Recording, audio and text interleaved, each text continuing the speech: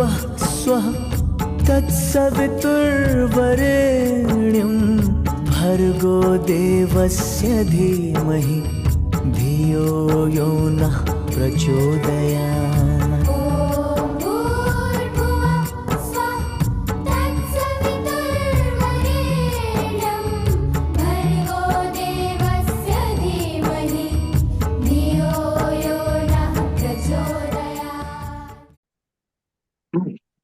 देवतुल्य भाइयों, मैं माँ शक्ति। आज साझा चंद्र कमर क्रमांक है 760, दिन फ्राइडे, तारीख 6 अक्टूबर 2023। और हम आज हमारे बीच में आदरणीय श्री एन.के. नायब साहब, जो retired additional commissioner income tax हैं। आपका जो विषय है वो है संतुलित जीवन के कैसे जिए, भाग 31। इससे पूर्वी भाग 30 लिया था, और 30 भाग जो लिया गया था इतना बढ़िया रहा कि लोगों ने 3 दिन में 350 लोगों ने देख लिया। इसका मतलब आप इतना बढ़िया बोलते हैं कि एकदम लोगों के अंदर चला जाता है, क्योंकि 1 घंटे तक किसी की वीडियो को सुनना आसान काम नहीं। जहां आज के टाइम में छोटे छोटे वीडियो चल रहे हैं, 10 10 मिनट के, 15 मिनट के, पर 1 घंटा कोई लगाता है तो उसका मतलब कॉन्स्टेंट कहीं है। तो आप ज्यादा समय लेते हो। आदरणीय एन के नायब साहब से निवेदन करते हैं कि आज का उद्बोधन जारी करें। आदरणीय नायब साहब। बहुत बहुत धन्यवाद आदरणीय अरविंद शर्मा जी, आपने मुझे पुनः एक मौका दिया कि मैं आपके इस प्लेटफॉर्म पे आके अपनी बात कह सकूं। How to live a balance life, संतुलित जीवन कैसे जिए। उद्बोधन प्रारंभ करने से पूर्व हमेशा की तरह माँ के आशीर्वाद के लिए गायत्री मंत्र का उच्चारण करना चाहेंगे। ओम भूर्भुवः स्वः तत्सवितुर्वरेण्यं भर्गो देवस्य धीमहि धियो यो नः प्रचोदयात्। जय अम्बे, जय जय।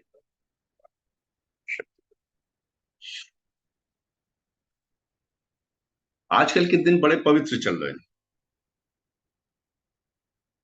पितृपक्ष चल रहा है। हम अपने पूर्वजों को याद कर रहे हैं। ये 15 दिन पूरी तरह से समर्पित है पितरों को। ये वो समय है जब हमें उनको याद करना जो हमें छोड़ के चले गए। इसमें एक बहुत अच्छा, हम एक किसी के उद्बोधन सुन रहे थे, तो उन्होंने कहा कि आपको पैदा करने के लिए आपके माता और पिता का योगदान रहा। 2 लोगों ने आपको इस संसार में लेके आए, और उन दोनों को लाने के लिए 2 2 लोग थे, 4 लोग लेके आए। इस तरह के अगर हम 400 साल पीछे तक चल रहे हैं और लगभग ऑन एन एवरेज 12 पीढ़ी तक पहुंचे, तो 4094 लोग ऐसे थे जिनका योगदान रहा आपको आज इस पृथ्वी पे लाने में। तो आप अपनी शक्ति को पहचाने कि उन 4094 लोगों का डीएनए, उनके आचार विचार, उनके संस्कार, उनकी संस्कृति सब आप में है, और आपको उसका सम्मान करना चाहिए। और ये खाली इन 15 दिनों में ही नहीं, बल्कि हमको जीवन के हर पल, हर दिन, साल के 365 दिन अपने सभी पूर्वजों को नमन करना चाहिए।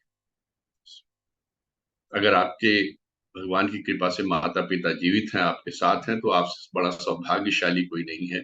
सुबह उठकर उनको नमन करें, उनके दर्शन करें, उनके चरण छुएं, उनसे आशीर्वाद लें। और जो चले गए हैं उनको नमन करें, उनको याद करें, उनका धन्यवाद करें, शुक्रिया अदा करें अपनी उस माता का जिन्होंने आपको अपनी कोख प्रदान की, अपना गर्भ स्थान प्रदान किया कि आपको ये जीवन मिल सके। इस संसार में लाने के लिए उन्होंने आपको अपना शरीर का एक हिस्सा बनाया, 9 माह तक आपको धारण किए रही, ताकि आप पुष्पित पल्वित होते रहें, आप स्वस्थ हो सके, इस संसार में आने लायक बन सके।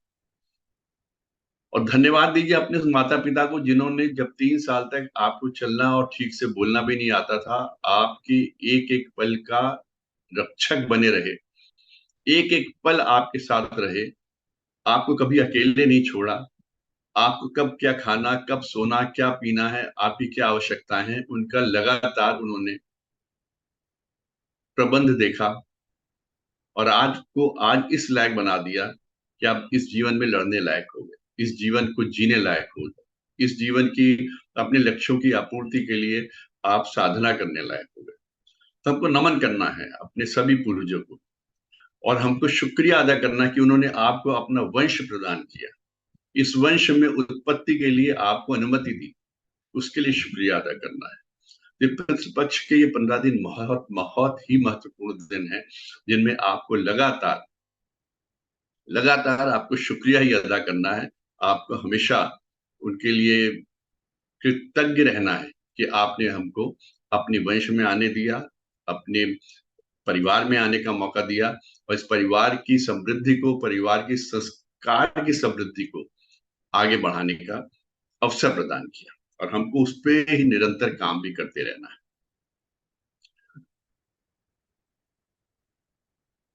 पितृपक्ष पे हम लोग अपने माता पिता को या जो चले गए उनको याद करते हैं, अच्छी अच्छी चीजें बनाते हैं। जिस दिन उनका स्वर्गवास हुआ होता है, कि जो उनको पसंद थी उस तरह की चीजें बनाए और ब्राह्मणों को बुला के भोजन कराते हैं। लेकिन याद करिए कि जब वो जीवित थे, क्या तब भी आपने कभी ऐसा किया था? कभी उनकी मर्जी चलने दी थी? अगर चलने दी और आपने हमेशा ऐसा किया, तो आपसे ज्यादा संस्कारित कह लीजिए और सौभाग्यशाली व्यक्ति कोई नहीं है। और नहीं किया तो शायद आपसे दुर्भाग्यवान व्यक्ति कोई नहीं है। और जिनके माता पिता भी हैं, उनके पास मौका है, उनके पास अवसर है, उनके पास अभी भी बहुत बड़ा अवसर है कि वो अपने जीवन की भाग्य को बना सके। हमारे जीवन का भाग्य हमारे माता पिता के चरणों में है, जो हमको इस संसार में लेके आए, जिन्होंने हमको ये सांस प्रदान की, ये शरीर प्रदान किया। हमारी एक एक सांस पर उनका हक है, और यदि हम उनको मान देते हैं, उनको इज्जत देते हैं, तो हमसे बढ़िया कोई चीज नहीं, हमसे अच्छा, इससे सौभाग्यशाली जीवन कुछ नहीं हो सकता। लेकिन होता कुछ उल्टा है। मैंने अपने पिछले भी संबोधन में कहा था कि आजकल धर्मशालाएं कम बनाई जाती हैं, वृद्धाश्रम ज्यादा बन रहे हैं। एक अजीब सी प्रवृत्ति हो गई, एक अजीब सा संस्कार निर्माण होता चला जा रहा है, अजीब से हम लोग की संस्कृति होती चली जा रही, समाज अजीब सा विखंडित होता चला जा रहा है। हम लोग को अकेले रहना पसंद है, माँ बाप के साथ रहना पसंद है। आप कल्पना कीजिए, जिस माँ बाप ने आपको पाल पोस कर इतना बड़ा किया, और जो जिस वक्त आप पैदा हुए आपकी आंखों में आंखें डालकर निहारते थे कि यही हमारा भविष्य है, यही हमारे भविष्य को सुधारेगा, और जो जो हमारे जीवन में कमियां रह गई ये पूरी करेगा, हमारी जो इच्छाएं थी जो हम नहीं बन पाए ये बनेगा, उसको जब आप वृद्धाश्रम छोड़ आते हैं या उसको तकलीफ देते घर में रखकर, आप कल्पना कीजिए कितना बड़ा पाप कर रहे हैं। अभी एक प्रोग्राम आता है टीवी पे, उस पे किसी का सुन रहा था कि वो सड़कों से लोग को उठा के लाते हैं, वृद्ध जनों को ले आते हैं, कृष्ण काया के लोग को ले आते हैं। किसी का वेट 30 किलो होता है, किसका 20 किलो होता है, किसका 50 किलो, और वो अच्छे अच्छे घरों को बिलोंग करते हैं, लेकिन उनके बच्चों ने उनको त्याग दिया, उनको छोड़ के चले गए। उसमें से 2 किस्से मुझे याद है जो उन्होंने नरेट किए थे। वो आश्रम चलाते हैं, बहुत अच्छा आश्रम चलाते हैं। वो गोद में उठा उठा के लेके आते, कहते एक लेडी को जो उठा के लाए, उसके बेटे ने उसको पिछले 8 सालों से घर के बाथरूम में बंद कर रखा था कि तुम सारी प्रॉपर्टी मेरे नाम करो, नहीं तो तुम्हें बाहर नहीं निकालेंगे। और जब उसको त्यागा है तो उस लेडी का वेट सिर्फ 8 किलो था। कल्पना कीजिए, हमसे बेहतर वो सुपारी किलर हैं जो कि एक ही झटके में मार देते हैं, सुपारी लेते हैं मारने के लिए, और एक झटके में गर्दन काट देते हैं, गोली मार देते हैं, खत्म कर देते हैं। हम लोग उनको तिल तिल मार रहे हैं, तिल तिल। रोज एक नई मौत देते हैं, हर पल एक नई मौत देते हैं। एक और वृद्ध को लेके आए थे वो, जिनका बेटा विदेश में था, और ये कहानी नहीं है, ये सच्चाइयां उन्होंने बयान की। उनके आश्रम में ऐसे लोग रह रहे हैं।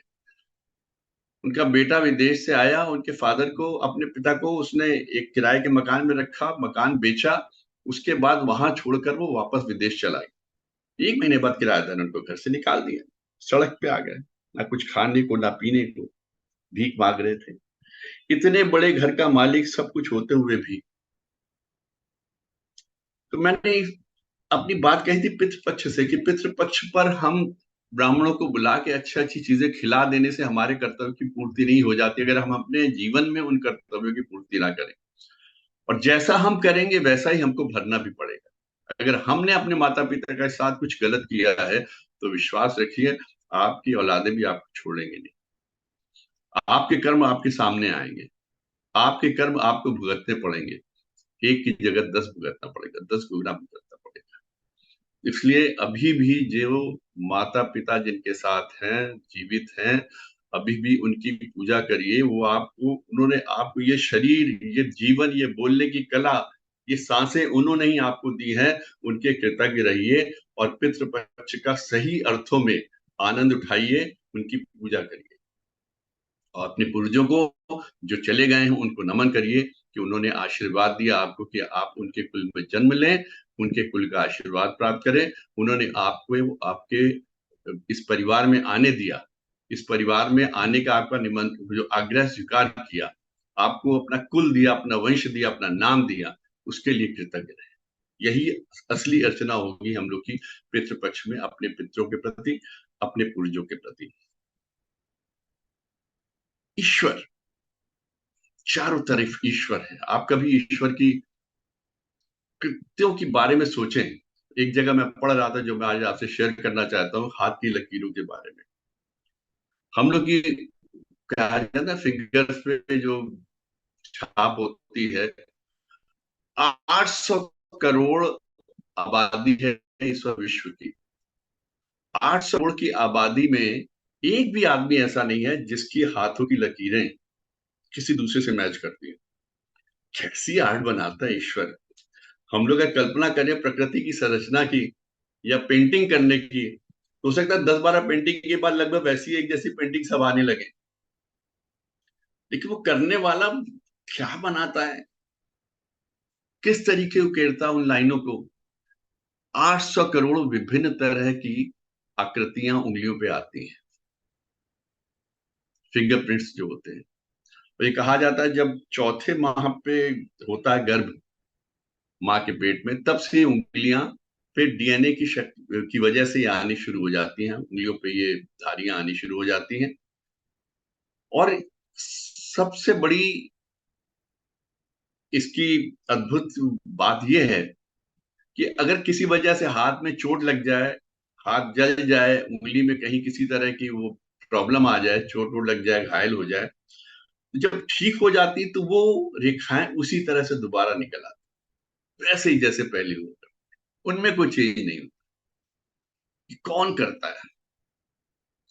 मैंने कई बार कहा आपको शरीर कौन देता है, कौन सांसें चलाता है, कौन कैसे करता है। अब शरीर के आगे की बात सोचिए कि 800 करोड़ लोगों में पहचान के लिए, अब जो कहा जाता है ना सबके फिंगर्स अलग हैं, फिंगरप्रिंट्स अलग हैं, अंगूठे की छाप अलग है, लगवाई जाती है रजिस्ट्रेशन वगैरह में।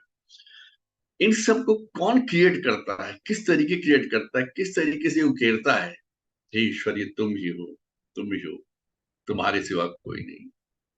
कैसी कैसी कृतियां उत्पन्न होती, किस तरह की कल्पनाएं, कहां तक तुम्हारा विजन है।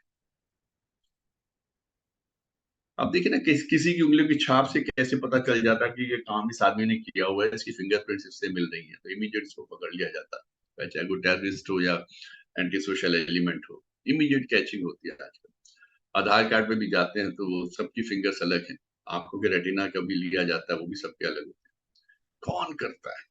भगवान।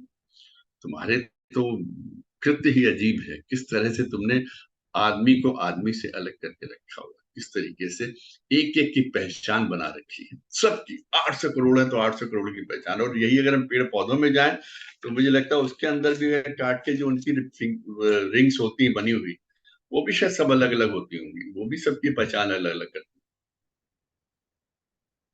है। ईश्वर की महिमा अपरंपार है, हमें उनको सदैव नमन करना है। जब ईश्वर की बात आती है तो भगवान राम, मर्यादा पुरुषोत्तम राम, हम लोग सदैव उनको पूछते हैं, सदैव उनको नमन करते हैं। लेकिन कभी उनका जीवन देखिए, जब उन्होंने मानव स्वरूप में अवतार लिया, कितना डिस्ट्रेसफुल जीवन रहा होगा। कितनी परेशानियों से भरा जीवन था राम का। कभी सोचिए, कभी विचारिए, हम क्यों उनको पूछते हैं। वो एक मानव रूप में अवतरित हुए और थ्रू आउट जीवन भर वो परेशान रहे, अनेकों परेशानियां उनके सामने आती रही। एक राजकुमार जिसकी नई नई शादी हुई है और उसको कहा जाता है कि अगले दिन आपका राज्याभिषेक होना है, वो उसकी तैयारियों में व्यस्त है, पत्नी के साथ तैयारियां हो रही हैं, और अचानक शाम को कह दिया जाए कि नहीं, अब आपका राज्याभिषेक नहीं होना है, आपको कल 14 साल के वनवास पे जाना है। कल्पना कीजिए अगर आपसे कह दिया जाए कि कल से आपको दुकान का या आपको अपनी कंपनी का मैनेजिंग डायरेक्टर बनाया जाएगा, और अगले दिन सुबह कह दिया जाए मैनेजिंग डायरेक्टर नहीं बनाया जा रहा, आपके मुश्किल से 10% शेयर वो भी 14 साल बाद मिलेंगे, अभी आप यहां से जाइए, ये घर छोड़िए, ये कंपनी छोड़िए, लीव इमीडिएटली। कितना बड़ा तूफान आता है जीवन में, कितनी तकलीफें दिखाई देने लगती है, और क्या हमारा उस पर रिएक्शन होता है, क्या हमारी प्रतिक्रिया होती है। गुस्सा आएगा, कौन है, कैसे हो गया, किसने कर दिया, क्या जरूरत थी। नफरत पैदा होगी उन लोग के लिए जिन्होंने किया ऐसा। जिंदगी भर हम उस नफरत के साथ जिंदा रहेंगे। कुछ कर गुजरने की इच्छा होगी कि इनका जितना अहित हो सके वो कर सके, वो किया जाए। कि भगवान राम इसीलिए भगवान है, उन्होंने इसको भी पूरे प्रसन्नता के साथ स्वीकार किया। ये उनकी एक इनर केमिस्ट्री थी। वनवास पे चले गए। वनवास पे जाने के बाद जब साल भर बचा था वनवास का, उनकी पत्नी का हरण कर लिया गया, उनकी वाइफ का अपहरण कर लिया गया, रावण ने अपहरण कर लिया। कितनी बड़ी चोट आई होगी, कितना बड़ा धक्का लगा होगा उनके जीवन में। विचार कीजिए, कितने लोगों की वहां पे घमासान युद्ध हुआ, कितने लोग मरे, किस तरह से उन्होंने सहायता ली, जंगल में रहते हुए किस तरीके से उन्होंने सेना का निर्माण किया। उसके बाद वापस आए, वापस उनका राज्याभिषेक हुआ, अभी थोड़ा समय हुआ था, फिर कुछ पॉलिटिक्स हो गई और उनको अपनी पत्नी का त्याग करना पड़ा पॉलिटिक्स की वजह से। उस समय उनको अपनी पत्नी का त्याग किया गया जब उनकी प्रेगनेंसी, उनकी मां सीता की प्रेगनेंसी फुल ब्लूम में थी, जब उनको सबसे ज्यादा केयर की जरूरत थी, जब सब उनको सबसे ज्यादा सहायता की जरूरत थी, पति के साथ की जरूरत थी, उस वक्त उनको अपनी पत्नी का त्याग करना पड़ा। और उन्होंने त्याग किया, भेज दिया जंगल में वाइफ को, मां सीता को भेज दिया। मां सीता भी चली गई, उन्होंने भी उफ नहीं की। इसीलिए वो पूज्य। जंगल में उनके 2 बच्चे पैदा होते हैं, जुड़वा बच्चे पैदा होते हैं, जिनको उन्होंने कभी देखा नहीं, और देखा तब जब वो रणभूमि में आमने सामने धनुष तलवार लेके खड़े थे, एक दूसरे के साथ मुकाबला करने के लिए।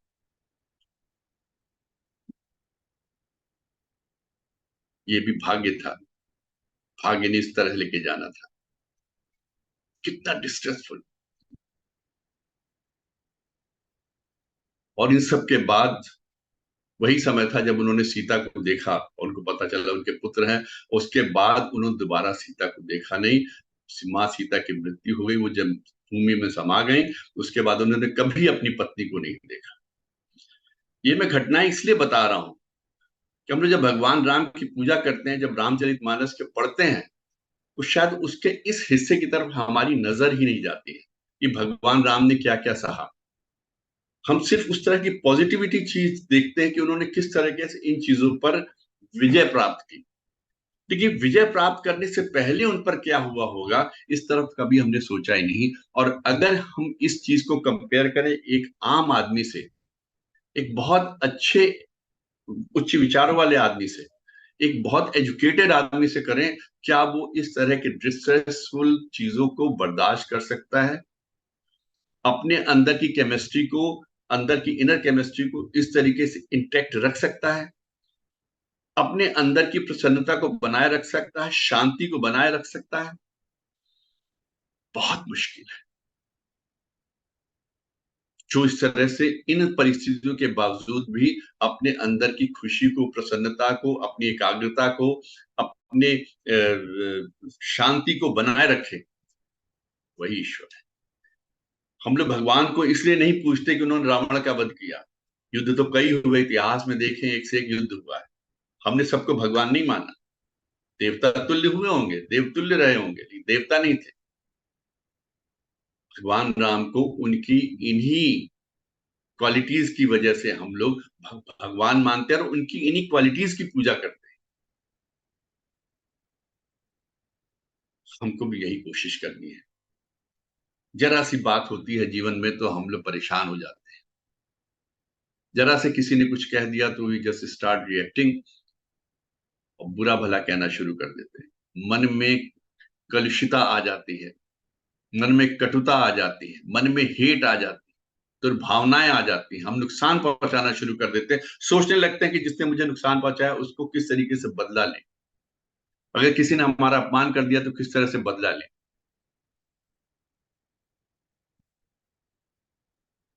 क्या सीखा फिर हमने भगवान से? भगवान राम की जीवनी पढ़ के हमने क्या सीखा अगर हम इन्हीं चीजों पे चलते रहे? रामचरितमानस पढ़ ली, अखंड रामायण हो गई, 24 घंटे की रामायण की, प्रसाद लिया, चरणामृत लिया, भोजन किया, घर चले गए, अगले दिन से फिर अपने रास्ते पे उसी ढर्रे पे चले आए। क्या यही ध्येय है हमारा? क्या यही तरीका है? इसी ढर्रे पे चलना है? इसी के लिए जीवन है? हमको इन घटनाओं से सीखना है। भगवान राम ने विजय प्राप्त की, उसका उल्लास तो मनाना ही है। दिवाली तो मनानी है कि वो रावण पे विजय प्राप्त करके वापस लौटे अयोध्या, हमको चारों तरफ रोशनी करनी, पटाखे चलाने हैं। लेकिन उसके पहले उन्होंने क्या क्या बर्दाश्त किया और किस हृदय से बर्दाश्त किया, उसका अनुपालन करना भी आवश्यक है। उससे सीखना है। वही असली सीख है, वही उनके जीवन की सीख है। किस तरह विपरीत परिस्थितियों में भी अपने आप को स्थिर रखना, अपने अंदर की ब्लिसफुलनेस को उन्होंने नहीं जाने दिया, शांति को नहीं जाने दिया। कभी किसी से उन्होंने नफरत नहीं की, कभी उन्होंने अपनी एकाग्रता भंग नहीं होने दी, अपनी शांति भंग नहीं होने दी। हमेशा शांत प्रकृति है, हमेशा मर्यादित आचरण किया। अपने एथिक्स को, जो उन्होंने अपने एथिक्स बना रखे थे जीवन में, उन किसी एथिक्स के साथ कभी कोई समझौता नहीं किया, कभी समझौता नहीं। यही उनको भगवान बनाता है और हम उसी भगवान की पूजा करते हैं, उसी उनके इनर पीस की पूजा करते हैं, उनकी उसी एथिक्स को मानने की पूजा करते हैं। वही हमारे राम है और हमको उन्हीं राम का अनुसरण करना है जिन्होंने अपने अंदर की एकाग्रता को बनाए रखा। हमको क्या प्रैक्टिस करना है ये हम पे निर्भर करता है। जीवन में हमको क्या करना है ये हम पे निर्भर करता है। हम क्या प्रैक्टिस करते हैं, दिन भर क्या सोचते हैं? क्या हम जॉय के लिए प्रैक्टिस करते हैं, खुशी के लिए प्रैक्टिस करते हैं, पॉजिटिविटी के लिए प्रैक्टिस करते हैं? दिन भर क्या हम करते हैं, हमारे विचार किस तरफ जाते हैं? क्या हम खुशी की बात सोचते रहते हैं दिन भर, या दूसरों को तकलीफ देने की बात सोचते हैं, दूसरों से नफरत की बात सोचते हैं, दूसरों का अपमान करने के बारे में सोचते हैं, क्रोध की बातें सोचते हैं, क्रोध करते हैं? जिस चीज को हम जितना ज्यादा दिन भर में प्रैक्टिस करेंगे, देखिए practice makes a man perfect, हम लोग बचपन से सुनते आए हैं। अब जिस चीज की आप प्रैक्टिस करेंगे उसी में निपुणता आपको आती जाएगी। आप क्रोध करिए, रोज क्रोध करिए, तो इतना बढ़िया क्रोध करने लगेंगे कि जरा सी बात हुई नहीं कि आपको क्रोध आ जाएगा। किसी ने चाय छलकाई नहीं किया, आपको क्रोध आ जाएगा। किसी ने आपके घर का कांच का गिलास तोड़ा नहीं, आप चिल्लाने लगेंगे। करिए प्रैक्टिस, उसी में आप अतुलनीय हो जाएंगे। यही अगर आप पॉजिटिविटी की प्रैक्टिस करें, यही अभी आप प्रेम की प्रैक्टिस करें, यही आप प्रसन्नता की प्रैक्टिस करें, हैप्पीनेस की प्रैक्टिस करें, जीवन में संतोष की प्रैक्टिस करें, शांति की प्रैक्टिस करें, तो बड़ी बड़ी बातें भी आप आराम से झेल लेंगे। आपका रिएक्शन संत पुरुष की तरह हो जाएगा। तो ये हम पे डिपेंड करता है कि हमने क्या प्रैक्टिस करना जीवन।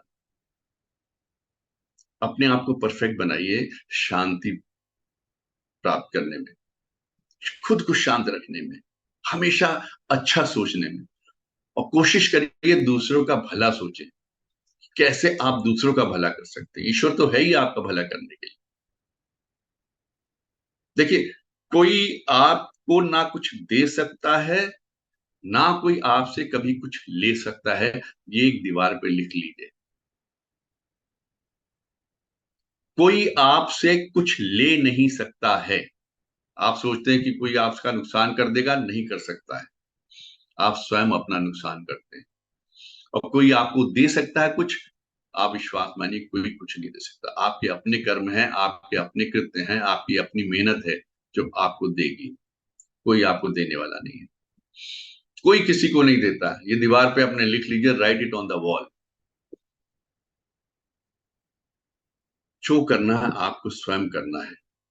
अपनी वाणी से करना है, अपने व्यवहार से करना है, अपने अंदर मन की मजबूती के साथ करना है। मन को उतना मजबूत बनाइए कि बड़ी से बड़ी परेशानी भी आए तो आराम से झेल ले, पता ही ना चले कब आई और कब चली गई। ये हमारे अपने रिएक्शन पे डिपेंड करता है कि हम किस तरीके से रिएक्ट करते हैं। अब इसमें मुझे रिएक्शन की बात आई तो मैं छोटी सी एक स्टोरी याद आ गई। एक बस चालक था, प्राइवेट बस चालक, बस चलाता था। तो एक दिन उसके बस में एक बॉक्सर आया, तो उसने कहा टिकट, तो बॉक्सर ने कहा बॉक्सर टिकट नहीं लेता है। आगे बढ़ गया, और अच्छी खासी उसकी बॉडी थी, तो टिकट चेकर चुप हो गया, पता नहीं क्या। लेकिन वो रोज उसी जगह से उस बस में चढ़ता, और जैसे वो टिकट के लिए कहता कहता बॉक्सर टिकट नहीं लेता है। इसको बस आए, कहते ये में ट्रेवल करेगा, ये मेरा नुकसान कर रहा है, और बदतमीजी अलग से करता है, नक्शेबाजी झाड़ता है। इसने मन ही मन में इसके गुब्बारे फूलने शुरू हो गए। मन ही मन में इसके रिएक्शन, काउंटर रिएक्शन, फिर उसका रिएक्शन मन ही के मन के, पता नहीं क्या क्या। इसने कहा ठीक है, इसको मैं देखता हूँ। उसने एक जिम ज्वाइन कर लिया कि मैं भी बॉडी बिल्डिंग बनाऊं करूंगा। और 6 महीने तक, 8 महीने तक वो जिम में जाता रहा, अपनी अच्छी खासी बॉडी बना ली, थोड़ी मार्शल आर्ट सीखी। 6-8 महीने बाद जब बॉक्सर वो रोज की तरीके फिर चढ़ा, उसने कहा अब तो मेरा भी बॉडी बन गई है, मैं भी बॉक्सर की तरीके दिखने लगा हूँ, आज मैं इसको बताता हूँ। उसने फिर उसको रोका, टिकट, तो उसने कहा बॉक्सर टिकट नहीं लेता है। तब बॉक्सर टिकट कैसे नहीं लेगा, आज बिना टिकट के तुमको जाने नहीं देंगे, तुमको फिर नहीं लेता, क्योंकि बॉक्सर के पास बस का मंथली पास है। ये सुना तो चुप रह गया। किसके पास? ने अपना मंथली पास दिखा दिया। अब वो 8 महीने से मन में एक ग्रंथि को बनाए बैठा हुआ था कि ये बॉक्सर रोज मेरी बेइज्जती करता है, ये बॉक्सर रोज मेरे को इकोनॉमिक लॉस पहुंचाता है, ये बॉक्सर रोज टिकट नहीं लेता, मेरी बेइज्जती करके 10 में चढ़ता है, नक्शेबाजी करता। 8 से 10 महीने तक वो उस ग्रंथि को मन में लिए बैठा रहा। उस ग्रंथि की वजह से कितनी विषाक्तता उसके मन में भर गई कि वो उन 10 महीनों को जो अच्छे कामों में लगा सकता था, वो इधर उधर की चीजों में, जिम में जाने में, मार्शल आर्ट सीखने में, कैसे मुझे उसके साथ बदला लेना, कैसे मुझे उसको रोकना, उसमें उसने लगा के वो 10 महीने अपनी जिंदगी के खराब कर दिए। और बात क्या हुई कि साहब बॉक्सर के पास मंथली पास था, इससे उससे टिकट लेने की आवश्यकता ही नहीं। यही अगर उसने पहले दिन ही पूछ लिया होता, बात ही नहीं बढ़ती। तो हम लोग अपने मन के अंदर ही तरह तरह की चीजें बनाए रहते हैं, मन के अंदर ही गुब्बारे फुलाए रहते हैं, मन के अंदर ही अजीब अजीब सी भावनाएं हैं, कभी उनका हल सोचते ही नहीं। ये हमारे अपने रिएक्शंस पे डिपेंड करता है कि हम सिचुएशन से कैसे रिएक्ट करें, और ये हमारे मन की कमजोरी होती है। मन की कमजोरी की वजह से हम इस तरह के रिएक्शंस करते हैं। यही जो, अगर हम शांति की तरफ बात करें, पॉजिटिविटी की बात करें, उनको सीखें, मन में संतोष रखें, तो शायद इस तरह की स्थितियां उत्पन्न ना हो। ईश्वर तो हमेशा है, वो हमेशा से रहा है, उसने हमको उत्पन्न किया है, और जो पूरे संसार को चला रहा है, यहाँ की कण कण को चला रहा है, और जिसने हमको यहाँ भेजा है उसकी जिम्मेदारी उसने ले रखी। इसलिए उस पर विश्वास रखें। वो हमेशा से हमारे साथ है, हमारे साथ रहे। जब ईश्वर हमारे साथ है तो फिर किससे डरना। बस अपने आप को उस ईश्वर की कृपा के लायक बनाए रखना है। ईश्वर हमारे साथ है। इसमें मुझे एक और छोटी सी स्टोरी याद आई। एक बहुत पुराना किस्सा है ये। एक राजा के कोई पुत्र नहीं था। इस बात पे है कि ईश्वर किस तरीके से साथ देता है, ईश्वर किस तरीके से हमारी रक्षा करता है, कैसे उसका कर्तव्य है कि हमारी रक्षा करे। राजा के कुछ पुत्र नहीं था, उसने तांत्रिकों से पता करवाया भी कैसे हमारा वंश आगे बढ़ेगा। तो तांत्रिकों ने कहा कि अगर आप किसी बच्चे की बलि दे दें तो आपका वंश आगे बढ़ जाएगा, आपके पुत्र उत्पन्न हो जाएगा। राजा ने मुनादी करवा दी। ये कई साल पहले की, सैकड़ों साल पहले की बात है, तो उस टाइम में इस तरह की चीजें होती भी थी और माना जाता था। और राजा ने जो कह दिया सो तो सेट है। उन्होंने मुनादी करवा दी कि कोई भी अपने बच्चे की बलि के लिए हमको दे जाए, उसको मुंह मांगा इनाम दिया जाएगा। तो एक परिवार में काफी बच्चे थे, तो उन्होंने कहा चलो, अगर गरीब परिवार था, कि अगर हम बच्चे को दे आए और अगर हम लोग को मुंह मांगा इनाम मिल जाएगा, हम लोग की आर्थिक स्थिति अच्छी हो जाएगी। तो वो अपने घर के छोटे बच्चे को राजा को दे आए और उनके घर को उन्होंने राजा ने अच्छा खासा इनाम दिया, धन धान्य से भरपूर कर दिया। अब बच्चे को ले आया गया। बच्चे के साथ जो 10-15 दिन की शुद्धता की जितनी भी पूजाएं होनी थी, पूजा वगैरह होती रही। 15-20 दिन के बाद जब बच्चे को लाया गया बलि के लिए, ब्राह्मणों को बुलाया गया, तांत्रिकों को बुलाया गया कि आज इसकी बलि देनी है। राजा भी वहां पहुंच गए। तो राजा ने उससे पूछा, बच्चे से, बताओ तुम्हारी कोई अंतिम इच्छा हो, कि आज तुम्हारी बलि देनी है, तुम्हारे जीवन का अंतिम दिवस है, तुम्हारी कोई अंतिम इच्छा हो तो बताओ। तो बच्चे ने कहा कि मुझे खाली थोड़ी सी रेत और मिट्टी चाहिए। ला दी गई। उसने रेत और मिट्टी से 4 छोटे छोटे से महल नुमा घर बनाए। उनके सामने बैठ गया और एक एक महल के सामने हाथ जोड़े। पहले महल के सामने हाथ जोड़ा, जो उसने महल नुमा घर बनाया था, उसको तोड़ दिया। फिर दूसरी ढेरी के सामने बैठ गया, दूसरे घर के सामने बैठ गया, उस पर हाथ जोड़े, उसको तोड़ दिया। फिर तीसरे पे सामने बैठा, उसके सामने हाथ जोड़े, उसको भी तोड़ दिया। उसके बाद चौथे के सामने आंखें बंद करके बैठ गया और शांति से बैठा रहा, कहा राजा अब मैं तैयार हूं, अब मेरी बलि दो। और राजा बड़ा आश्चर्यचकित हुआ कि इसने किया क्या। 4 महल बनाए, चारों महल निवा घर बना के 3 को इसने तोड़ दिया, चौथे को बनाए रखा, उसके सामने बैठ के पूजा कर रहा है और कह रहा अब मेरी बलि दे दीजिए, मैं तैयार हूँ। बोलते ये तुमने किया क्या, पहले ये तो बताओ, वरना ये चीज तो तुम्हारे साथ ही चली जाएगी, हमको पता नहीं चलेगा। उनका राजा, जो पहला महल था, जो पहला घर था, वो मेरे माता पिता का था, जो हमको इस संसार में लेके आए। मेरी जीवन की रक्षा उनका कर्तव्य थी, उन्होंने उसका पालन नहीं किया, उन्होंने उसको मुझको तुम्हारे हवाले कर दिया, इसलिए मैंने उसको तोड़ दिया, उस पर मेरा विश्वास समाप्त। उसे जो दूसरा महलनुमा घर है, ये मेरे सगे संबंधियों का है। अगर मेरे माता पिता के मन में कोई गलत विचार आ गया था, कुत्सित विचार आ गया था, तो मेरे सगे संबंधियों का ये कर्तव्य बनता था कि वो उनको समझाते कि अपने घर के बच्चे की किसी की बलि के लिए मत भेजो, वो भी घर का बच्चा तुम लोग इस संसार में लेके आए हो। उन्होंने भी अपने कर्तव्य का पालन नहीं किया, इसलिए मैंने उसको भी तोड़ दिया। तो तीसरी जो ढेरी है, जो तीसरा महल है, वो इस राज्य का राजा है, अर्थात आप स्वयं है। मैं आपकी प्रजा हूं, मैं आपकी प्रजा का एक अंश हूं, मैं आपके राज्य में रहता हूं, मेरी रक्षा करना आपका कर्तव्य है, लेकिन आपने भी मेरी रक्षा नहीं की है, आप भी मेरी बलि देने के लिए तैयार बैठे हुए हैं, इसलिए मैंने आपकी भी ढेरी तोड़ दी। और ये चौथा महल, ये ईश्वर का है।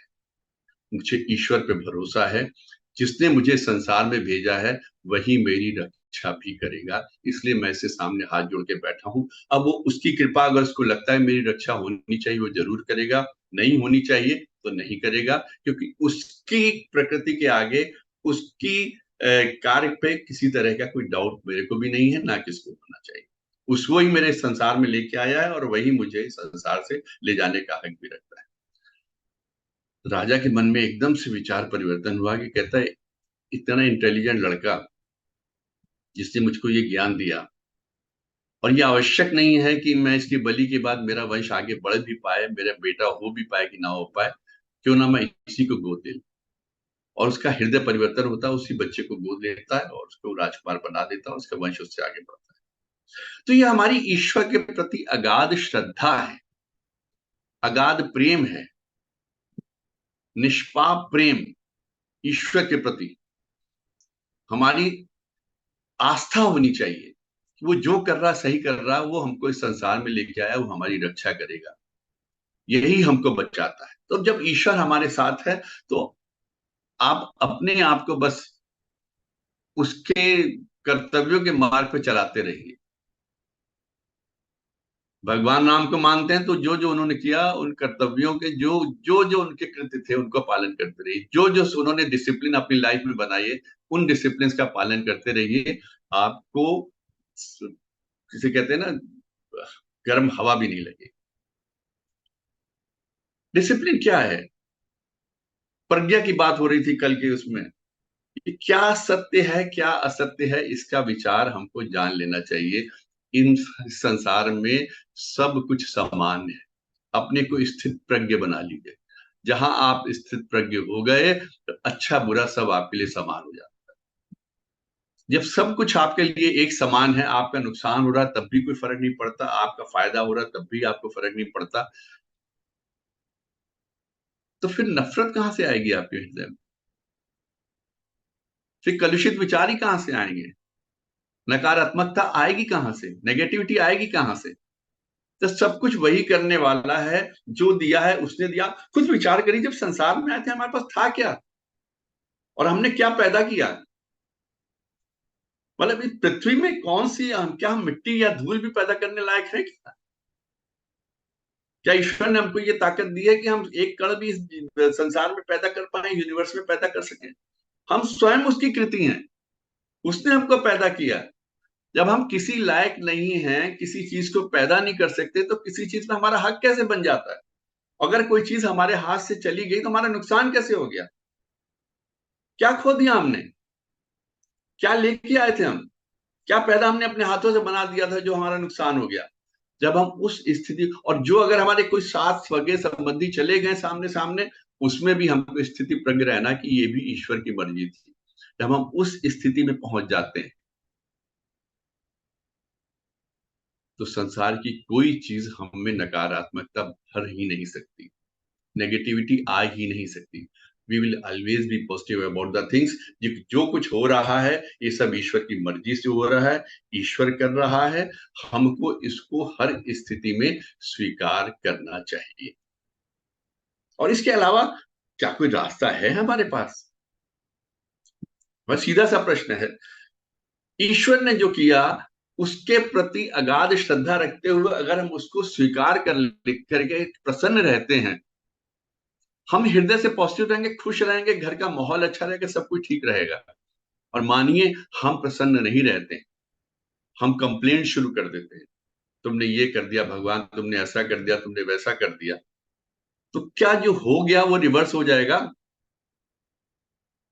जो हमारे सामने, हमारे सपोज घर में किसकी मृत्यु हो जाती, जवान मृत्यु हो जाती है, तो क्या वह वापस आ जाएगा हमारे इस तरह कंप्लेंट करने से? नहीं ना। तो नुकसान किसका हो रहा है?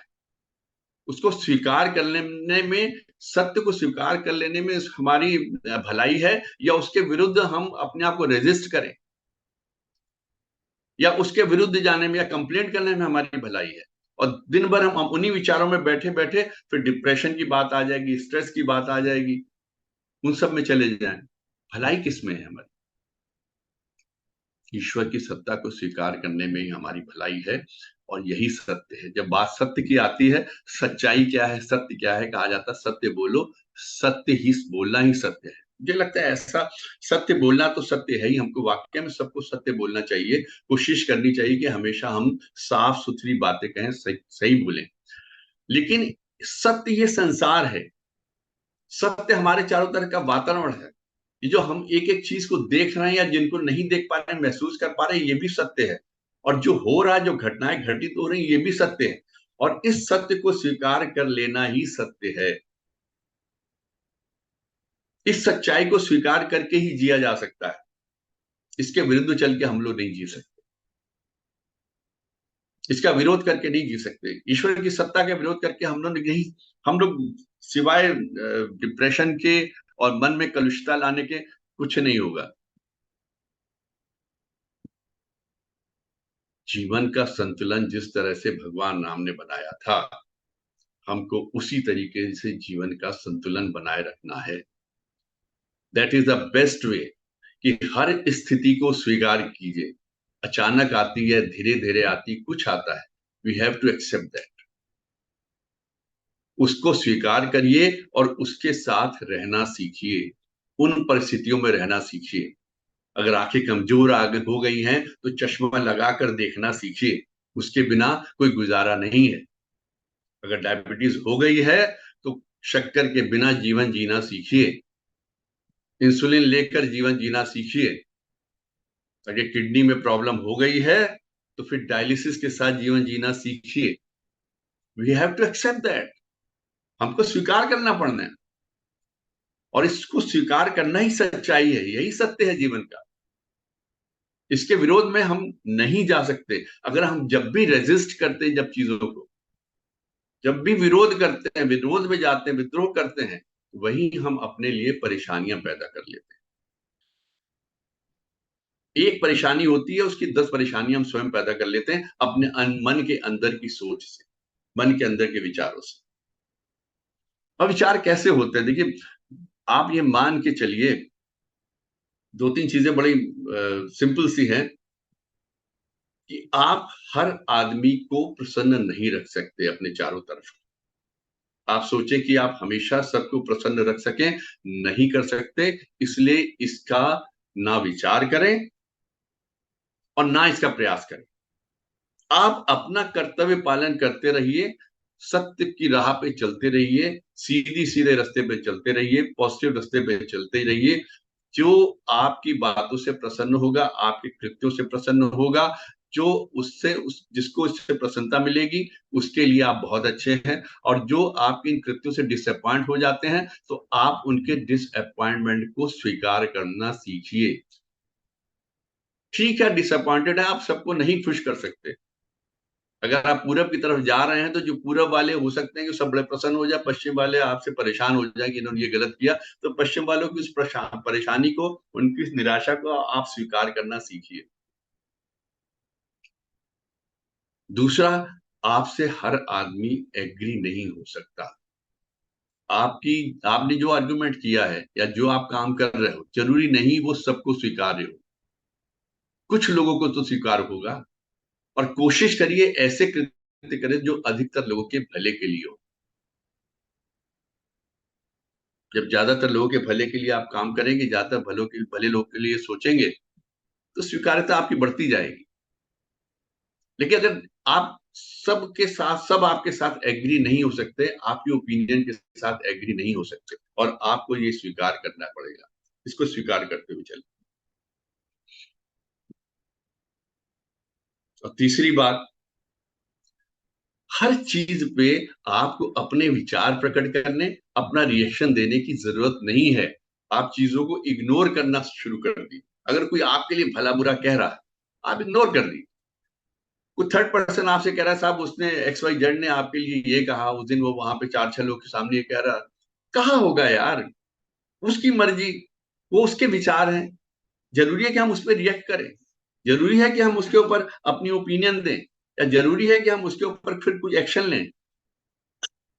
जो उसने कहा वो उसका काम था, उस पर विचार नहीं करना या उसको इग्नोर करना, ये मेरा कर्तव्य है। मैं इस कर्तव्य को निभा रहा हूं। आप रिएक्ट करेंगे तो उसके काउंटर रिएक्शन होंगे। आप उसको इग्नोर करना सीखिए, ऐसी चीजों को, ऐसे लोगों को इग्नोर करना सीखिए। वही आपकी भलाई है, उसी में आपकी भलाई। समय थोड़ा कम बचा है तो मैं आज एक बड़ा सोशल सोसाइटी के बारे में बात करना चाह रहा था। आजकल फैमिली का कल्चर बड़ा दुविधा में चलता चला जा रहा है। दुविधा में इसलिए कि पहले एक टाइम था कि जब बच्चों की टाइम से शादियां हो जाती थी, विवाह होते थे, विवाह होते थे। अब एक नया कल्चर चल पड़ा है, लिव इन रिलेशनशिप का। बड़ा सेंसिटिव सब्जेक्ट है। कोर्ट में भी चीजें गई हुई हैं, वहां भी बहस चल रही है। समाज में भी जगह जगह विभिन्न प्लेटफॉर्म से इसकी बहस चल रही है। मैं खाली इतनी बात करना चाहता हूं कि हमारा विचार इस तरफ क्यों गया, ऐसी कौन सी कमी हम में आ गई, या हमारे सामाजिक ताने बाने में ऐसी कौन सी प्रॉब्लम आ गई, ऐसी कौन सी डिफिकल्टी आ गई कि बच्चों ने ये रास्ता चुना है, विवाह नहीं करना चाहते, लिव इन रिलेशनशिप में रहना चाहते। क्या हमने उनको जिम्मेदारियां लेना नहीं सिखाया? क्या हमने उनमें वो संस्कार नहीं डाले जिनसे कि वो परिवार की जिम्मेदारियां महसूस कर सके और उनको निभा सके? या कोई और बात है? इस पे विचार करना बहुत आवश्यक है। जब हम विवाह के बंधन में बंध जाते हैं तो किसी के साथ हमारा जीवन मरण का साथ हो जाता है। तलाक होना होना ना होना वो एक लीगल इशू है, वो बहुत डिफरेंट चीज है। सनातन में तो तलाक जैसी कोई बात नहीं है, लेकिन अब नियमों में है, कॉन्स्टिट्यूशन में है, तो वो अपनी जगह पे है। हम लोग से कहा जाता है, हम लोग को सिखाया भी गया जब बचपन से थे कि 7 जन्मों का बंधन होता है। हम कहीं इस चीज को भूलते चले जा रहे हैं, इस चीज से परे हटते चले जा रहे हैं। परिवार का जो बोझा लेके चलने की बात होती है, परिवार के बंधन को स्वीकार करने की बात होती है, एक दूसरे की जिम्मेदारियां लेने की बात होती है, क्या हम उनसे विरत हो रहे हैं? क्या हम उनसे दूर जाना चाह रहे हैं? क्या हम परिवार को, अपने वंश को आगे बढ़ाने की जिम्मेदारियों से दूर होना चाहते हैं? क्या इसलिए हम लोग लिव इन रिलेशनशिप में जाना चाहते हैं? क्या कारण है? क्या हम लोग मन से इतने कमजोर हो चुके हैं, आर्थिक रूप से इतने कमजोर हो चुके हैं, या सामाजिक रूप से इतने कमजोर हो चुके हैं कि हम इन जिम्मेदारियों को नहीं ले सकते? We can not carry on with these things. क्या हमारे आर्थिक तंत्र में ऐसा कोई ताना बाना बुन गया है जिसके रहते हुए हमारे सामने ऐसे टारगेट फिक्स कर दिए गए कि उनके पीछे भागते भागते हम अपनी सामाजिक जिम्मेदारियों से विमुख हो गए हैं? क्या हम लोग पे ये राष्ट्र ने या समाज ने ऐसी जिम्मेदारियां लाद दी हैं कि हम पारिवारिक जिम्मेदारियों से भागना चाहते हैं? क्या इसका कारण है? हम कहां से रिवर्स कर सकते हैं? ये प्रश्न है, एक मैं आप लोग के लिए छोड़े जा रहा हूं कि मुझे काफी ये चीज बहुत परेशान करती है कि हम लोग अपने पारिवारिक, अपने संस्कारों से दूर क्यों होते चले जा रहे हैं। और अंत में वेजिटेरियन और नॉन वेजिटेरियन के बारे में बड़ी अच्छी चीज पढ़ने को मिली थी, मैं आपके साथ शेयर करना चाह रहा हूँ। वेजिटेरियन फूड में देखिए, फल आते हैं, अन्न आता है। आप किसी भी धान के खेत में चले जाइए, आप गेहूं के खेत में चले जाइए, बाजरे के खेत में चले जाइए, आपको एक डिफरेंट टाइप की फील आएगी, हैप्पीनेस आएगी, प्रसन्नता होगी, ग्रीनरी होगी। फल फूल के आप बगीचे में चले जाए, फलों के बगीचे में चले जाए, आपको देखने में बड़ा अच्छा लगेगा। बड़े सुंदर सुंदर फल होते हैं। आपको वीडियोस देखिए डिफरेंट कंट्रीज के फलों के, आपको बार बार देखने का मन करेगा। और कोश और कभी आप खुद वर्चुअली उन जगह पे जाएं, बगीचों में, तो आपका मन करेगा कोई ताजा फल पेड़ से तोड़ें और उसको खा लें। खेतों की अपनी एक अलग खुशबू होती है, मिट्टी की एक अपनी अलग खुशबू होती है, एक महक होती है जो आपको आकर्षित करती है। आप कहीं ना कहीं उसके साथ अपने आप को अटैच्ड महसूस करते हैं, क्योंकि वो आपकी प्रकृति के अनुरूप है। आप उसी से, आपकी उत्पत्ति है, और आपकी जो नेचर है, आपके जो अंतर्मन है, उससे मिलता है। आप उससे दूर नहीं भागना चाहते, आप चाहते हैं ज्यादा से ज्यादा टाइम आप ऐसी जगह पे बिताएं। तो वही नॉन वेजिटेरियन की तरफ आप चलिए, जहां पर जानवर कटते हैं, अगर आप उस जगह पे कितनी देर खड़े हो सकते हैं, ये कल्पना करिए। आप एक फल को पेड़ से तोड़ के काट के खा सकते हैं, लेकिन जहां पर इन जानवरों की निर्मम हत्या होती है, आपके नॉन वेजिटेरियन शौक को पूरा करने के लिए, वहां क्या आप जाकर खड़े हो सकते हैं? क्या आप उन कटे हुए जानवरों को, कटे हुए मांस को देख सकते हैं? क्या आप उसकी दुर्गंध को बर्दाश्त कर सकते हैं? क्या आपके वो प्रकृति में है, वो नेचर में है? अगर नहीं कर सकते तो इसका मतलब कि आप उसके लिए नहीं बने। वो आपकी प्रकृति के विपरीत है, आपके अंतर्मन से विपरीत है। वो आपको अपने से दूर रखे हुए है। आप उससे जितना दूर रहेंगे उतना ही आप प्रसन्न रहेंगे। अब ये फैसला आपका है कि आपको किस तरफ जाना है, प्रकृति के साथ, अपने संस्कारों के साथ, अपने अंतर्मन के साथ, अपनी प्रकृति के साथ, या उसके विपरीत सिर्फ अपनी जुबान की एक टेस्ट के लिए। पेट तो आपका बना हुआ सिर्फ वेजिटेरियंस के लिए, सिर्फ अपनी जुबान की एक उसको कहते हैं क्षुधा को शांत करने के लिए, उसके लिए अगर आप नॉन वेजिटेरियन की तरफ जाना चाहते तो आपका वहां पे स्वागत है। आज के समय हो गया है, मैं पालन करता हूँ हमेशा समय का। आज जो आपने मेरे को बहुत धैर्य पूर्वक सुना, उसके लिए आप लोग का बहुत बहुत धन्यवाद। धन्यवाद आदरणीय अंकित साहब। समय का पालन करना भी चाहिए, और आप तो हमेशा समय का पालन करते हैं, क्योंकि जो लोग समय का पालन नहीं करता फिर समय भी उनका पालन नहीं करता ना। आपने एक जगह बहुत अच्छा कहा कि मैं ख्याल से अभी सबको पहले अनम्यूट करता हूँ, क्योंकि फिर बाद में हमारे ना आदरणीय देवीशी साहब तो सब धन्यवाद कहते हैं। आपने एक जगह शुरू किया भगवान के अस्तित्व, भगवान है या नहीं, मतलब तो अक्सर युवा पीढ़ी में या काफी लोग ये कहते हैं कि भगवान है क्या, हमें तो दिखाई नहीं देते, अक्सर कहते हैं मतलब लोग। तो उसमें एक छोटा सा जवाब है कि अगर उनसे पूछा जाए कि क्या आपने कभी अपने प्रभाव या उनके ऊपर प्रभाव को देखा है क्या, हम्म तो जाहिर सी बात है कि वो तो मना ही करेंगे। और इसका मतलब ऐसा तो हो ही नहीं सकता कि उनके प्रभाव नहीं थे। हाँ, तो भगवान के अस्तित्व में हम लोग पहले भी कई बार जिक्र कर चुके हैं कि अगर जहाँ समर्पण या अस्तित्व की बात आ जाती है, फिर हम बड़ा हल्का महसूस करते हैं। आपके साउंड बंद है, आपने आपने हाँ वो करते हैं। मैं आपकी बात सुन रहा हूँ। इनफैक्ट क्या है कि जब आप कोई बच्चा अपने पेरेंट्स को प्रति अपने आप को समर्पित कर देता है, अगर फादर ने उंगली पकड़ रखी है तो अपने आप को वो सेफ महसूस करता है।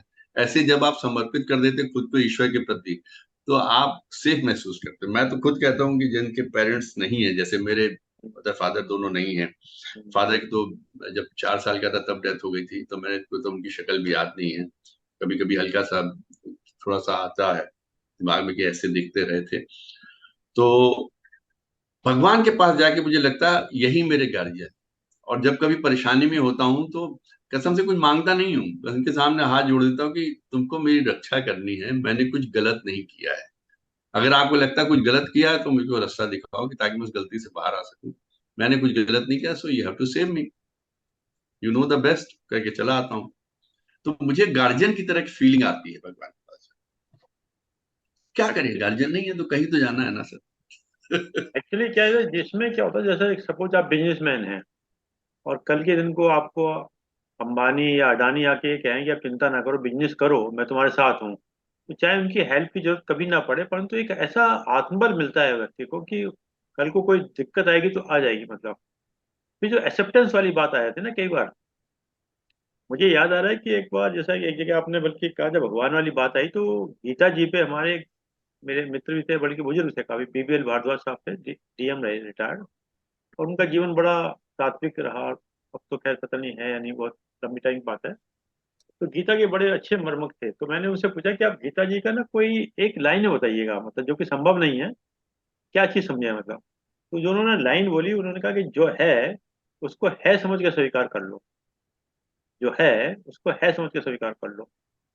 बात बड़ी छोटी सी है, तो जब हमारे अंदर तो सही एक्सेप्टेंस आ बात है। जाती है, हाँ, मतलब स्वीकार करने की चीज आ जाए, तो फिर हमारा जीवन इतना हल्का फुल्का हो जाता है। और अपने बल्कि बड़ा अच्छा है कि जो गुस्सा आदमी करता है तो वो फिर गुस्सा ही करेगा, हर बात में उसे गुस्सा आएगा। और जब क्षमा करने का नहीं चला जाएगा तो फिर अब उसके अंदर क्षमा की भाव आ ही जाएगा कहीं ना कहीं। प्रैक्टिस जो करेंगे सर उसी में आप परफेक्ट होते चले जाएंगे। गुस्सा करना शुरू कर दीजिए, वो सीख जाइए। आप शांत रहना पे प्रैक्टिस शुरू करिए, आप शांत रहना सीख जाएंगे। तो ये सब प्रैक्टिस पे है। मैंने गुस्से करके भी देख लिया, अब शांत रह के देखता हूँ, मुझे अब ज्यादा अच्छा लगता है। हम्म। खैर और भी कोई पूछना चाहे पूछ सकते हैं, परंतु आपका जो जीवन का जो रहा ना, वो आपने जीवन में जिन चीजों को जिया, जब आप उस पर बोलते हैं तो उसमें बड़ा आत्मबल मिलता है, बल्कि अपने अंदर कॉन्फिडेंस भी आता है अपना चीजों के लेकर ना। एक जो आपने कहानी सुनाई थी बॉक्सर वाली, कि वो बॉक्सर में उसमें पास था उसके पास में, तो उसी से छोटी मोटी एक कहानी एक और है कि एक व्यक्ति था, बच्चे जैसे स्टूडेंट्स होते हैं ना, वो बस में चढ़ जाते हैं और कंडक्टर ने कहा टिकट, तो उसने लिया नहीं, मतलब फिर चढ़ गया, टिकट नहीं, जो स्टूडेंट्स होते हैं।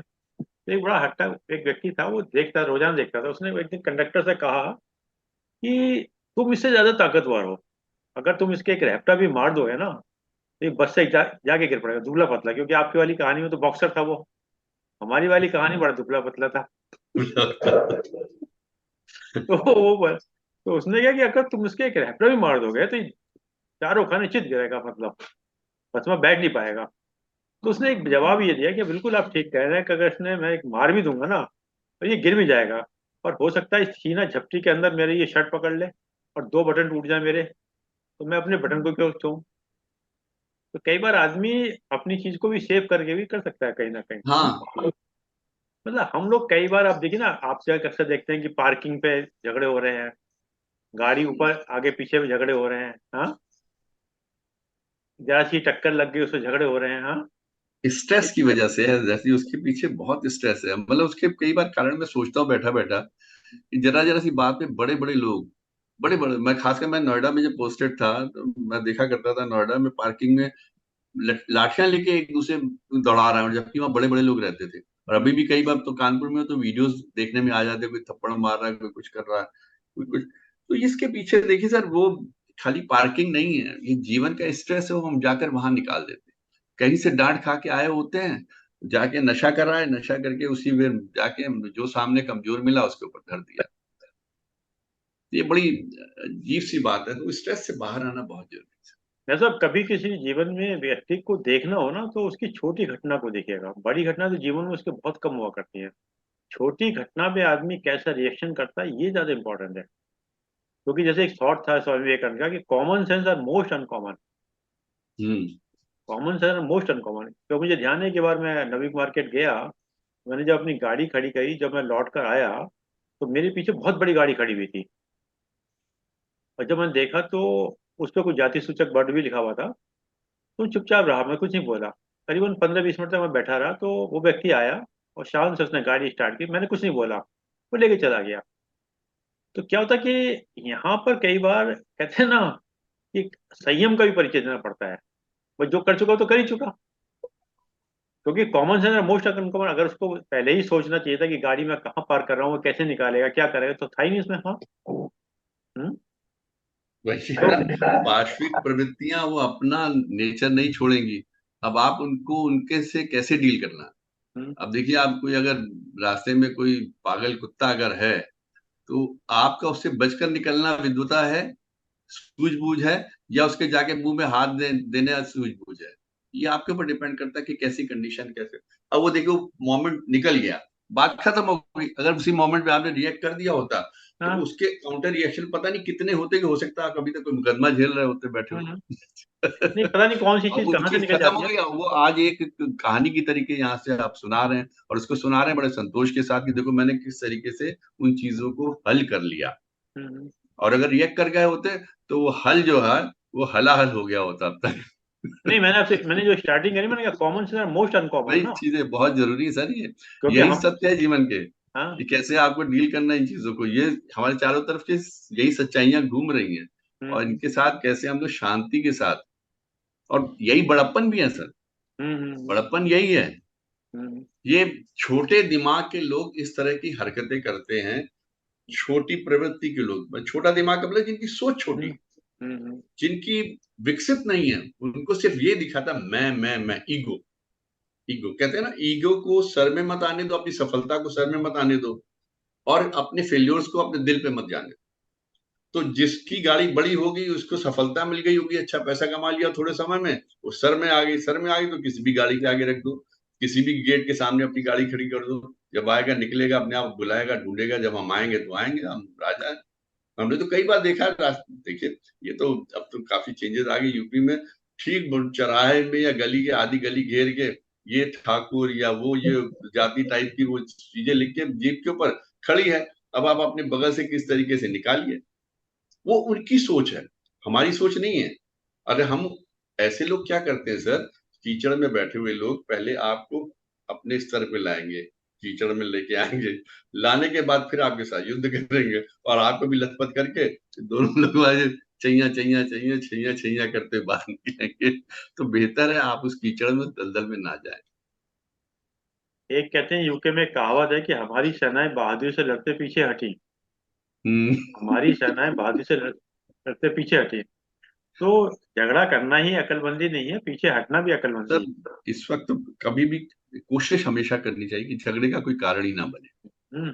चीजों को आप मुस्कुरा के कर अननेसेसरी। सकते हैं, जो अभी आदरणीय राधेश्याम दीक्षित साहब है, उन्होंने कहा था ना कि वो आपके दो लिप्स जो दिए हैं, जो मुस्कुराहट के दिए हैं, आप हम्म। हल्की से स्माइलिंग दे के देखिएगा, हो सकता है वो झगड़ा खत्म हो जाए उस मुस्कुराहट में। हाँ। सही बात। हम्म।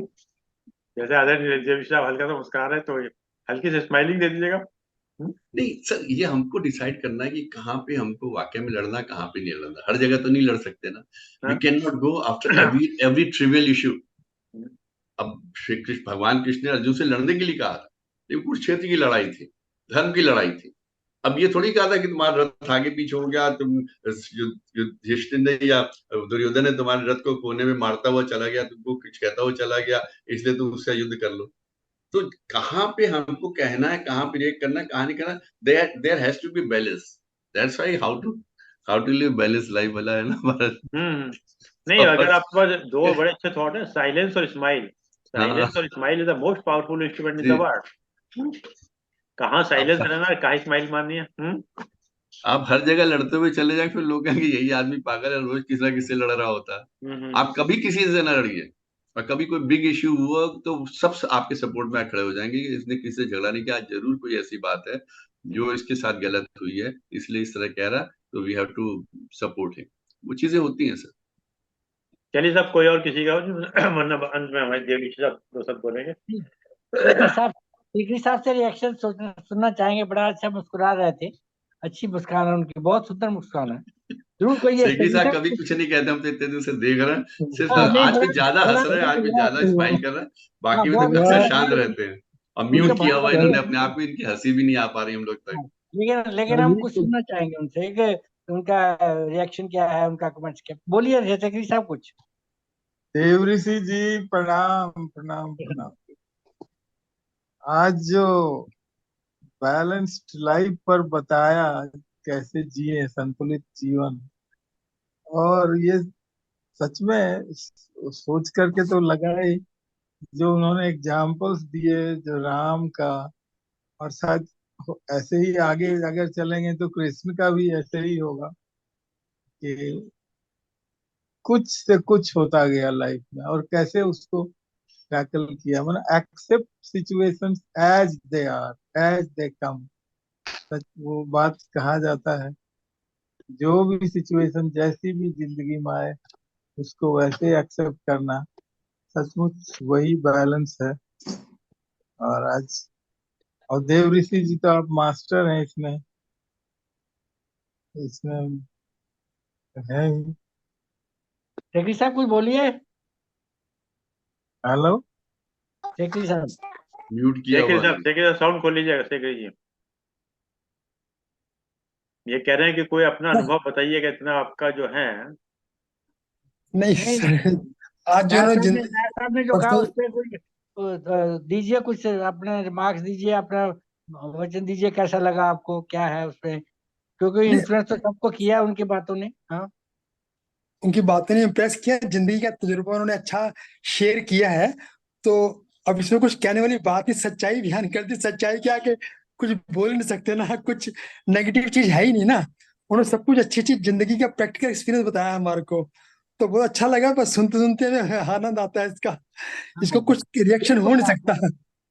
बिल्कुल मतलब हमारा भी अगर धन्यवाद की बात यह है कि जो बोला इतना, कल जो प्रज्ञा की बात भी इन्होंने कही कि सत्य और जी असत्य को पहचान जाए, ये वाली बात है कि क्या सत्य है, क्या असत्य है, क्या सही है, क्या गलत है। जी तो उन्होंने सबसे पहले जो बात कही वो सबसे ज्यादा अच्छी थी कि आप जिस चीज का अभ्यास करेंगे उसी में निपुण हो जाएंगे।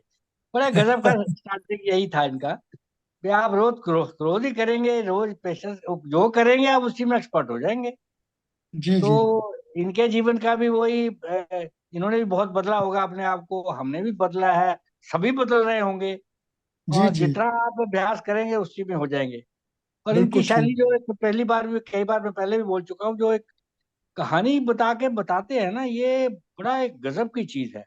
ये हाँ मैं जी अखंड ज्योति में भी देखता हूँ जगह, जैसे गुरुदेव ने वो अखंड ज्योति में जगह जगह कहानियां बताते हैं, उसका हाँ जी इतना ज्यादा प्रभाव पड़ता है। तो आदमी बिल्कुल लगता है आप उस स्थिति में खुद ही आ गया वो। तो हाँ जी नायब साहब का ये एक बड़ा जबरदस्त है, मतलब एक श्रृंखला बन सकती है, पुस्तक भी बन सकती है। तो ये जो कहानी के साथ बता देते हैं, इतना पावरफुल मैसेज देता है वो, बड़ा जी। गजब का, बहुत गजब का मैसेज, बहुत गजब का मैसेज देता है। जैसे बच्चे की और बलि के बारे में बताया तो राजा का हृदय परिवर्तन हो गया उससे। हाँ देखिए, बताइए, और पहलवान का भी बात बड़ी जबरदस्त बताई उन्होंने। भी तुम अजीब से विचार लिए जा रहे हो कि ये दादागिरी करता है, और मैं आप अब विचार ही उसके ऐसे चले जा रहे हैं, तो अपने विचारों को तो सीख सीख करिए। कंट्रोल कीजिए। तो अब संतुलन वाली बात लास्ट में भी वही कि बैलेंस कैसे करना है। और श्री राम जी की बात इन्होंने बताई जो भी, ये जी जी सारी जो बातें बताई हैं, ये राम जी को भगवान ना माने तो मैं तो बेस्ट है कि उनको पुरुषोत्तम माना जाए बस, पुरुषों में हाँ जी उत्तम, क्योंकि क्योंकि पुरुष का उन्होंने जीवन लिया था। तो पुरुषों में जी जी उत्तम वाली बात ही है, भगवान की तो बात की आई है। तो हाँ जी क्योंकि हमने उनसे सीखना, हम पुरुष हैं, तो उनकी सीख लेके हम भी पुरुषोत्तम की तरह बढ़े। और हाँ जी ठीक है, उनकी कई बातें हमको नहीं पसंद आएगी, लेकिन उस संदर्भ, किस संदर्भ में ली गई थी उन्होंने जो अपने डिसीजन लिए, तो पुरुषोत्तम वाली बात है। और अब इनके हर बार कुछ ना कुछ तो ग्रहण करना पड़ेगा। आज भी इसके बाद फिर हम दोबारा चिंतन करेंगे कि आज की हाँ जी। कौन सी बात को ग्रहण करके उसका प्रैक्टिस की जाए। ये एक, हमें आनंद क्योंकि लेना है। जी जी हाँ, प्रैक्टिस करना जरूरी है। ये तो आप आपने सुनी, इधर से सुनी तो निकाल दी, 1 घंटे बाद भूल गए। लेकिन कुछ एक बात तो सारी बातें नहीं एक साथ आप कर सकते, ये बात भी पक्की है। कम से कम एक एक नुक्ता तो पकड़ लेंगे। और आज नुक्ता इसका पकड़ लिया मैंने, जो उसका अभ्यास करूंगा मैं, नायब साहब को खुद ही बताऊंगा कि आपका उस दिन की बात मैंने आज पकड़ी है? और उस पर अभ्यास किया है, और उससे जी निपुणता बहुत बहुत बहुत धन्यवाद नायब साहब आपका। जी देखिए साहब, इनका नुक्ते हमने कई पकड़ रखे हैं। एक बार हमने इनसे कहा कि एक नुक्ता हमने आपका पकड़ रखा है, बोले मैं तो भूल गया, मैंने कौन सा। तो इन्होंने एक बार किसी को क्या कहा था, all needs help, all needs help, एक कहानी सुनाई थी, उसमें उन्होंने कहा था ऑल नीड्स हेल्प। सभी को अब मदद वही की जो जरूरत और नीड है, बिल्कुल ये कहानी एक बहुत जबरदस्त मैसेज देती है। ये एक बड़ी शैली है। ये हम्म बड़े कई ग्रंथों में भी, जैसे आप बताइए भाई, पंचतंत्र में भी कहानियों के रूप में बताया गया है। तो हम्म बड़ी एक स्ट्रेंथ आ जाती है, मैसेज बहुत जबरदस्त चला जाता है। तो इनकी शैली भी ये है। और ये कैसे कहानियां इनको याद आती है, या तो इन्होंने नेचुरली इसका वो किया होगा भाई, ये सुनाऊंगा, या ऑटोमेटिक अचानक आ जाती है, ये तो यही जानते हैं। लेकिन बड़ा एक बहुत बढ़िया शैली है। ये सीक्रेट है, ये सीक्रेट बहुत है बढ़िया। इनका। ये ये इनकी अंदर की रेसिपी है, बात ये है। देंगे नहीं आपको। हाँ, नहीं नहीं बिल्कुल, वैसे भी बढ़िया, इन्होंने प्लान तो किया हुआ से कोई जैसे बोलते हैं, लेकिन लगता है कि अभी आई है इनके दिमाग में। ये बड़ी बड़ी है कि बहुत ही अच्छी है कि इनका हुनर है एक, बहुत बहुत बहुत धन्यवाद आप। ऐप साहब, ये आपने शेखी साहब से कहा था कि कोई विचार दीजिएगा, तो शेखी साहब की आयु मैं समझता हूँ 75 और 80 के बीच में होनी चाहिए, क्यों? मुलाकात इतनी तो आयु है आपकी, नहीं? हाँ जी सर। आपकी आयु हेलो। 75 और 80 के बीच में होनी चाहिए। नहीं कितने मेरी जवान है है? 70 है सर, 70। हाँ, 70 हेलो। 72। 70 चलिए, देखिए सेवन। आज 70 सर। आज का अचीवमेंट रहा दो चीजों पे। एक तो आज हम लोगों ने इनकी आयु का पता किया, दूसरा आज इनकी पहली बार मैंने आवाज सुनी है। वरना ये अच्छा। बिल्कुल नहीं बोलते, चुपचाप शांति से देखते हैं, बैठते हैं, हमेशा म्यूट रहता है, ऑफ हो नहीं, जाता है, और कैमरा ऑफ नहीं करते कभी। तो जब तक ये बोलते नहीं है, कोई इनकी बोलने में एक बड़ा आनंद आता है, क्योंकि इनके मुख पे जो एक वो है कि तेज है ना, जो बड़ा अच्छा तेज है, मतलब ये सर हाँ, प्रभु अच्छा, की मैं कृपा जो भी है। मैंने ऐसा सोचा अगर मेरी भी दाढ़ी ऐसी हो जाए ये गुरुदेव भी रखते हैं, गुरुदेव भी रखते हैं, रविंद्रनाथ टैगोर भी लगते हैं, और अरविंद भी लगते हैं कि जो मन में भाव है वो लग सकते हैं इनको। मतलब ये बड़ा बस अच्छा है। देवी जी रहने दो, इतना ही रहने दो, ये काफी ट्राई तो आपने की हुई है, हम तो नीचे ही है अभी। चलिए साहब, बहुत अच्छा। खैर इनकी तरफ से एक विचार हम सुनाते हैं कि एक बुजुर्ग हुआ थे काफी, तो उन्होंने क्या, आपकी आयु बहुत ज्यादा है तो आप जीवन का कोई निचोड़ बताइएगा। तो उन्होंने क्या निचोड़, और बोले लंबा चौड़ी कहानी मत बताइएगा, पूरी कहानी सुनाए। तो बोले 2 शब्द बताइएगा। बोले 2 शब्दों में हो नहीं सकता। बोले नहीं, होना तो 2 शब्दों में ही है, कि ऐसा मत बताइए कि लंबी चौड़ी कहानी है फिर मैं सुनूं फिर टाइम लगाऊं। तो इनकी तरफ से विचार आया कि 2 शब्दों में यह है कि जीवन के अंदर निभाना सीखो, निभाना सीखो। अब निभाने में चाहे दोस्त दोस्त का रिलेशन हो, पति पत्नी का हो, गुरु शिष्य का हो, किसी का अवसर मत हो। तो अगर कहीं हम हमारे अंदर ये आ जाए निभाना सीखो, तो हम जीवन की बहुत सारी कई चीजों से निकल सकते हैं। चलिए एनीवे, आदरणीय देवी साहब, बहुत बहुत धन्यवाद। आदरणीय अंकित साहब कि आपने समय निकाल के समय दिया। और जैसा कि एक विचार के साथ 2-3 बार उनके साथ अपनी बात समाप्त करते हैं, क्योंकि नैब साहब कोई ना कोई 2-3 कहानी सुनाते हैं, तो आज भी जो है 2 विचार के साथ अपनी बात समाप्त करेंगे। पहला विचार है, जीवन एक प्रतिध्वनि है। जीवन एक प्रतिध्वनि है, यहाँ सब कुछ वापस लौट कर आ जाता है। जीवन एक प्रतिध्वनि है, यहाँ सब कुछ लौट कर वापस आ जाता है। अच्छा, बुरा, झूठ और सच। अच्छा, बुरा, झूठ और सच। अतः दुनिया को आप सबसे अच्छा देने का प्रयास करें। अतः आप दुनिया को सबसे अच्छा देने का प्रयास करें, और निश्चित ही सबसे अच्छा आपके पास वापस आएगा। बिल्कुल सही, बहुत दुनिया को सबसे अच्छा देने का प्रयास करें तो निश्चित वही आएगा। प्रतिध्वनि है मतलब। बिल्कुल सही, 100%। और आप आखिरी जो कोई भी आगे क्या- प्रैक्टिकल कर सकता है इसको, कोई भी ये प्रैक्टिकल कर आजकल स्कीम चलती है ना, एक के साथ एक फ्री, तो एक के साथ एक फ्री है आदमी। दूसरा थॉट है, जिस प्रकार आकाश से गिरा हुआ जल, जिस प्रकार आकाश से गिरा हुआ जल किसी ना किसी रास्ते से होकर समुद्र में पहुंच ही जाता है। जिस प्रकार आकाश से गिरा हुआ जल किसी न किसी रास्ते से होकर समुद्र में पहुंच ही जाता है, उसी प्रकार निस्वार्थ भाव से की गई किसी की सेवा और प्रार्थना किसी न किसी रूप में ईश्वर तक पहुंच ही जाती है। इसी प्रकार निस्वार्थ भाव से की गई किसी की सेवा और प्रार्थना किसी न किसी रूप में ईश्वर तक पहुंच जाती है। पहुंच जाते, बिल्कुल जाती सर, 100% ट्रू। चलिए आइए 3 बार बताना।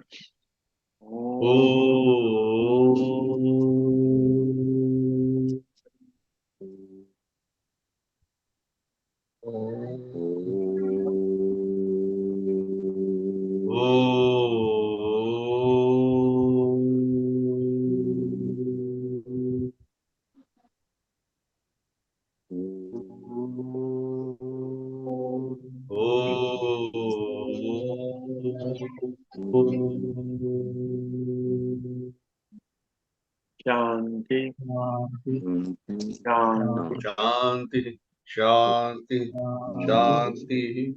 सबको मेरा प्रणाम स्वीकार।